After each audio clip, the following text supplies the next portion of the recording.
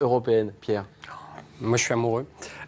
Donc, ça fait plaisir. Non, mais tout simplement, pourquoi? Oui, clairement, il y a une grosse différence de philosophie. Techniquement parlant, systématiquement, les sportives américaines sont des voitures moins raffinées que les voitures européennes. Mais c'est ce qui fait surtout leur charme, en fait. C'est que ce sont des voitures très joueuses, vives, avec lesquelles on va se faire des vraies sensations fortes à 20, 30, 40 km/h. Pas besoin de rouler très très vite pour prendre du plaisir. Et puis, il y a une ambiance, il y a effectivement le son magique d'un V8 américain. Il y a le levier de vitesse, il faut un petit peu une poigne de cow-boy quand même pour passer les rapports sur cette Mustang. Bref, j'adore. Et je me dis juste une petite chose, c'est que peut-être que l'utilisation de l'animal du cobra, elle est peut-être pas si innocente parce que quand le Cobra avance, la voiture, elle a tendance aussi à avancer. Ça nous vaut, mais pas longtemps. Non, c'est-à-dire que ils reviennent aux fondamentaux. De tout temps, la Corvette était vendue de la même manière. Voilà, c'est un châssis, des roues arrière motrices, un gros bloc, une boîte souvent automatique, là en l'occurrence méca. Ce qui est assez marrant sur cette voiture, c'est que tu peux sans problème laisser 250 mètres de traces de pneus.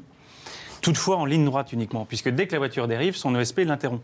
Donc elle ne tolère pas les dérives. Je crois que c'est 10 degrés, ce qui est assez minimal par rapport à nos européennes. Est-ce qu'on peut le déconnecter au moins? Tu peux rien faire dessus. Rien. Donc de toute façon, la voiture, certes, on peut s'amuser, faire du bruit. Effectivement, comme elle a tendance à un petit peu quitter sa trajectoire, quand on a le pied lourd, ce qui arrive très fréquemment avec ce genre d'engin, elle est plutôt rassurante. C'est une voiture saine, parce que très prévisible. Moi, elle glisse plus les voitures que j'entendais, effectivement, qu'une R8 ou autre. Ça, c'est sûr. Mais c'est jubilatoire. Alors, non importée officiellement en France, alors on peut en trouver grâce à des importateurs, elle coûte souvent très cher. Quand on regarde le prix aux États-Unis, c'est moins de 50 000 $, ce qui fait 40 000 €, une Shelby GT500. Et à ce prix-là, c'est génial. Oui, à ce prix-là, c'est génial. Si on arrive à l'importer officiellement ou pas d'ailleurs, mais à 100 000 €, on commence à regarder sur des véhicules européens dont on sait que l'efficacité est sans pareil. Alors peut-être que l'âme, par contre, de nos voitures est un peu moins sexy, c'est moins Mustang. Mais c'est vraiment un parcours du combattant. Si on va l'acheter sur place et on essaie de l'immatriculer en France à titre isolé? Je ne le tenterai pas. Déjà, il faut la mettre sur un bateau. Donc ça, il y a le coût du transport pas le plus difficile. Ce qui n'est pas le plus compliqué. Après, il y a une homologation. Ça, c'est compliqué. À titre isolé, puisque la voiture n'est pas vendue sur le marché européen. Là, ce sont de longues démarches administratives. Ça a un coût aussi, je crois, de mémoire aux alentours de 7 ou 8 000 €. Ah ouais. Évidemment, si vous achetez le pack tout prêt auprès d'un importateur, évidemment, il va prendre une marge dessus. Donc, ce qui explique des tarifs. Ils prennent de grosses marges parce qu'on voit que les prix, c'est 75, 80, 85 000 €. Ça double parfois en fonction des options. Ouais. Et ça peut doubler le prix de la voiture quand même, d'achat aux États-Unis. Oui.